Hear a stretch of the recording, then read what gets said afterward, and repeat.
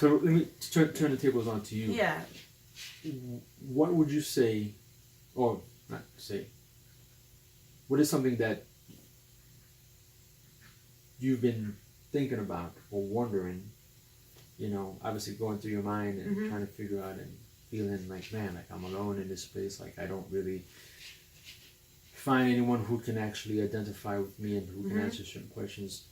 Have you had any like questions or puzzling questions that, I mean, it's kind of hard to answer on the spot, but anything that you've always wondered but couldn't get the answer to, like the whys of like, why is this happening, or what do you think this is, or what's the cause of that? Give me an example. What are you? Like just in general, like sometimes you're in your own space in your own head, and Yes. you ask yourself, hey, why do people do this, or why is this, or whatever the case may be, or do you go into that space rather? Like, do you go into your space of trying to figure out things? Yes, a lot. I said you at the previous the breakfast table that I had those relationship, that didn't work out, and I dumped that the guy and stuff. But still, it's like half a year, and I think where was my problem, why it didn't came out like it could. So I'm trying to figure out what I did wrong. Maybe I need to change something in myself. What's the problem? Yeah, and I analyze things a lot. Even when we were talking about my job, even if the clients come to me and I do their hair or makeup, I'm always asking a lot of questions to them, because a lot of persons will just sit next to the mirror and let you do your thing, but I want to do the best for them so they feel comfortable, they feel beautiful. And I ask a lot of questions all the time. So do you like that? Do you want this? Do you want it a little bit darker? Do you want fluffier hair? I'm always asking, and many people, it's very hard to go out of their comfort space and talk to me and stuff. So I'm analyzing all the time. I try to figure out what the person likes, why are they acting, are they like business person, or they like to go to the clubs, young girls. So I know how to make their look so they feel comfortable. So that's why I'm analyzing. It's all the time. I'm analyzing other people's personalities so I can give them the best results. Have you ever thought about, again, so now I'm going to that mode of like, okay, I see this, I see potential, I see whatever. Have you ever thought about using that? Like, so for example, if I were you, right? I mean, if I was involved in that industry, I would think more along the lines of, how are the current stylists now, how are they addressing the concerns of their clients, right? From a more social dynamic point of view, right? So like, how is customer service? So I'm saying to you, like, I've noticed that, when I walk into a salon, you have these individual types, and I've noticed that these people, whatever. So have you ever considered possibly making like, a couple videos, maybe short videos, whatever, on, let's say you had an experience, right? Oh, I had an experience with a client today. That person, they didn't know what they wanted, so I had to really get it out of them, and I was able to pinpoint. Actually, there's a lot of situations that some lady came to me. She works, she sells cars, and she have a rough day at work, and she came, just sit down, and I asked, what do you want?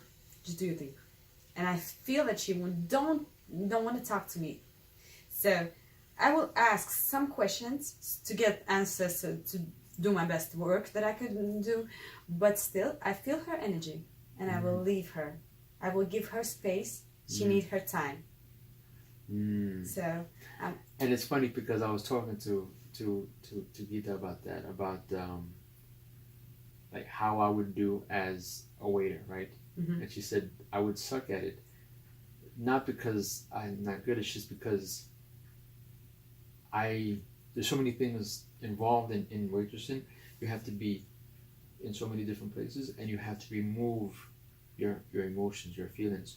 So she said, No, I can't do that. I said that previous that I tried once to be a waiter, and I said never ever. No. Never. Yeah, and so she said that it would be a time where, let's say someone comes in for just coffee. They don't want to talk. They don't want to have conversations because I can be a talkie. You know, it's trying to figure out, hey, where you from? Blah blah blah blah. And the person says, no, just give me my coffee. And then I would be wondering, what did I do? Like, is it me, or like, you know, why is this person not talking? And Gita says, no, like some of those people were her best client, her best customers, and they gave her the best tips because all they wanted was for you to leave them alone. Yeah, and actually, at one point when I was working at my work, and I started like manager, yeah, and I should call people, ask them questions and stuff, and many people just dropped the phone and said, I don't want to talk to you, we don't care and stuff. And at the beginning it was very painful for me.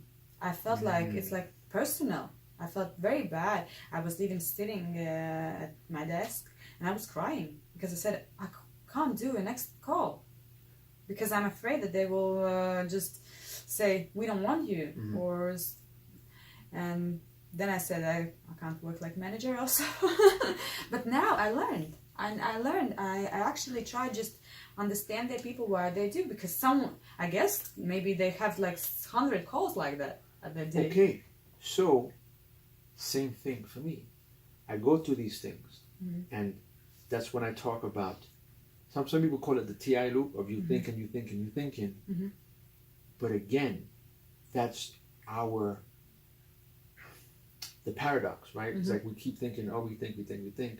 We don't realize that that's what we're built for. So yes, we get in our minds, we wonder.